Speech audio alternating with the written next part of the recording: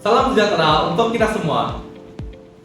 Saya selaku moderator, yaitu Stefan Fernando, akan menampilkan hasil presentasi kami, yaitu kelompok 7 yang bermateri manusia, pendidikan, dan kebudayaan.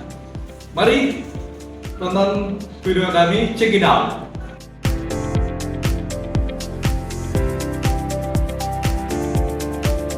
Baiklah, di sini saya akan menjelaskan materi saya, yaitu definisi manusia. Baiklah, secara istilah, manusia dapat diartikan sebuah konsep atau sebuah fakta, sebuah gagasan atau realitas, sebuah kelompok dalam grup genus atau seorang individu. Dalam kamus bahasa Indonesia, manusia diartikan sebagai makhluk yang berakal, berbudi, mampu menguasai makhluk lain. Dapat dikatakan bahwa manusia adalah makhluk Tuhan yang diberikan potensi akal dan budi, nalar, dan moral untuk dapat menguasai makhluk lainnya demi kemakmuran dan kemaslahatan. Next, materi selanjutnya, sifat hakikat manusia. Ciri-ciri karakteristik manusia yang secara prinsipil membedakan manusia dengan makhluk lainnya seperti hewan. Akal yang pertama yaitu akal pikiran. Akal pikiran adalah kemampuan manusia untuk berpikir, memahami secara logis. Yang kedua adalah cipta. Manusia sangat kreatif untuk menciptakan hal-hal yang baru atau menciptakan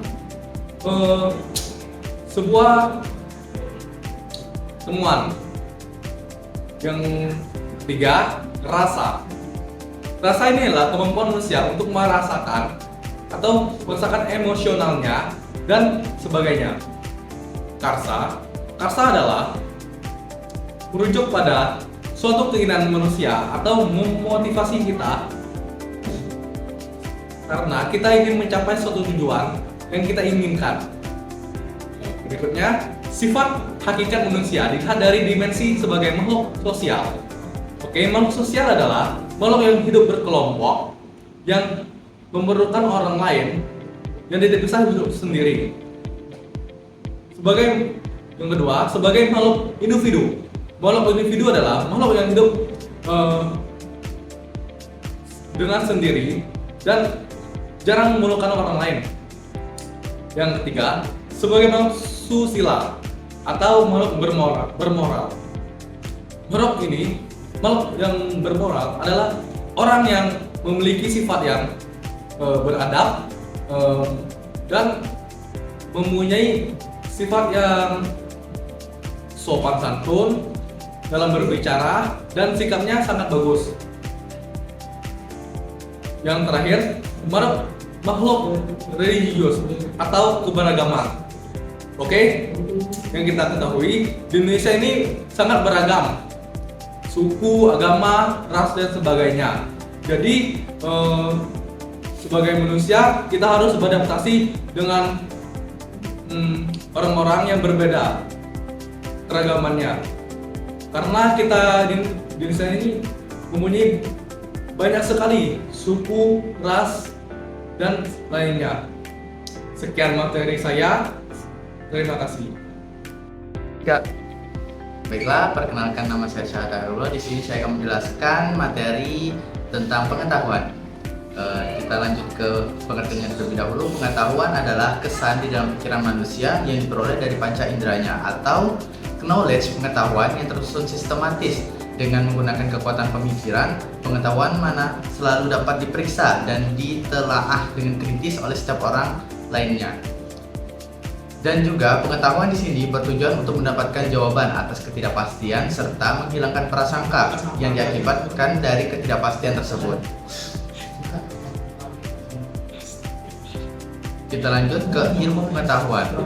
Pengertian dari ilmu pengetahuan yang telah dijelaskan yang pertama adalah knowledge, pengetahuan itu sistematis dengan menggunakan kekuatan pemikiran.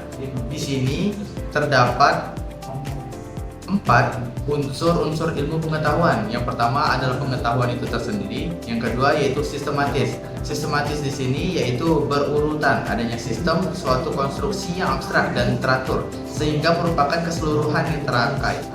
Abstrak konstruksi tersebut hanya ada dalam pikiran, tidak dapat dipegang atau diraba. Yang ketiga yaitu menggunakan pemikiran. Menggunakan pemikiran di sini yaitu yang dimaksud dengan menggunakan pemikiran adalah kita menggunakan akal sehat kita terhadap pemikiran-pemikiran yang ada di dalam otak kita. Yang keempat adalah objektif. Objektif di sini dapat diartikan yaitu dapat dikontrol secara kritis oleh orang lain atau umum. Ilmu pengetahuan bertujuan untuk lebih mengetahui dan mendalami segala segi kehidupan. Dan juga ilmu pengetahuan hadir karena adanya hasrat atau rasa keinginan tahuan manusia. Mungkin hanya itu saja yang dapat saya jelaskan. Terima kasih. Sama. Nah, jadi teman-teman, materi selanjutnya yaitu kebudayaan. Budaya atau kebudayaan merupakan cara hidup yang berkembang dan dimiliki oleh bersama serta diwariskan dari generasi ke generasi berikutnya. Contohnya, seperti adat ngunduh mantu yang ada di Jawa yang akan dilaksanakan ketika seseorang akan menikah. Nah, itu saja penjelasan dari saya. Berikut adalah penjelasan singkat tentang unsur-unsur kebudayaan. 1. Sistem religi atau kepercayaan. Keyakinan dan praktik spiritual atau supranatural termasuk agama, upacara, dan mitologi. 2. Sistem organisasi sosial. Struktur sosial yang mengatur interaksi seperti keluarga, kelas sosial, dan sistem politik. 3. Sistem pengetahuan. Informasi dan pemahaman tentang dunia yang dimiliki oleh masyarakat termasuk ilmu pengetahuan dan teknologi tradisional. 4. Sistem ekonomi. Cara masyarakat mengatur produksi, distribusi, dan konsumsi barang dan jasa termasuk pertanian, perdagangan, dan industri. 5. Sistem peralatan dan teknologi. Alat dan teknologi yang digunakan sehari-hari seperti alat pertanian, transportasi, dan teknologi informasi. 6. Sistem bahasa. Alat komunikasi utama mencakup bahasa lisan, tulisan, dan simbol. Baik, di sini saya akan menjelaskan beberapa fungsi kebudayaan. Yang pertama yaitu kebudayaan dapat meningkatkan rasa nasionalisme masyarakat yang memiliki budaya tersebut. Nah, yang kedua, kebudayaan dapat menimbulkan rasa toleransi serta empati dari masyarakat. Yang ketiga, masyarakat memiliki budaya tersebut akan menghargai satu sama lain. Yang keempat, kebudayaan dapat dijadikan sebagai sebuah sarana untuk dapat menjalin sosialisasi. Nah, yang terakhir, kebudayaan juga berfungsi sebagai media belajar. Baik, di sini ada beberapa contoh dari kebudayaan. Yang pertama yaitu karapan sapi. Nah, karapan sapi yaitu perlombaan pacuan sapi dari masyarakat daerah Madura, di mana salah satu bentuk tradisi tersebut yaitu dalam bentuk perlombaan pacuan sapi. Nah, yang kedua ada debus. Debus yaitu pertunjukan tradisi bela diri yang dilakukan dengan sadis dan ekstrim, di mana seseorang kebal terhadap senjata tajam dan air keras. Debus tersendiri dilakukan oleh masyarakat suku Baduy di Banten. Nah, yang ketiga ada ngaben. Ngaben yaitu peringatan upacara kematian yang dilakukan oleh masyarakat Bali, di mana setiap ada orang yang meninggal wajib disucikan dan dibakar. Baiklah, demikian hasil presentasi kami. Jika ada salah, kami mohon maaf. Kami tutup presentasi kami. Sekian, terima kasih. Paham?